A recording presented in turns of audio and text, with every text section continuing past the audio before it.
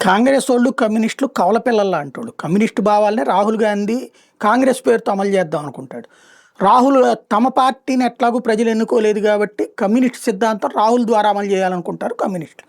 కాబట్టి వీళ్ళిద్దరిది మానసిక సైద్ధాంతిక అవినాభావ సంబంధం. కానీ కేరళలో ఇద్దరు పరస్పర శత్రువులు. వాస్తవంగా ఐఎన్డీఏ కూటమిలో ఇద్దరు భాగస్వామి పక్షాలు.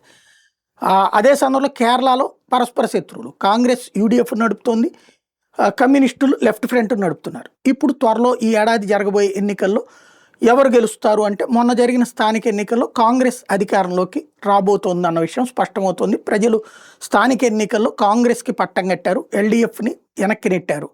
దాంతో ఇప్పుడు కాంగ్రెస్ మీద బురద చల్లే కార్యక్రమాన్ని కమ్యూనిస్టులు ప్రారంభించారు. శబరిమల ఆలయ బంగారం చోరీ చేసిన ఇద్దరు వ్యక్తులు సోనియా గాంధీని కలిశారు. ఎందుకు కలిశారు? ఇది సీఎం పినరయ్ విజయన్ ప్రశ్న. ఆయనే చెప్పాలి ఆ విషయం. వాళ్ళ పార్టీనే కదా అక్కడ అధికారంలో ఉంది. ఇప్పుడు దాని మీద సిబిఐ దర్యాప్తు చేసేదాకా ఎందుకు చేయలేకపోయాడు ఈయన అన్నది చెప్పాలి కదా.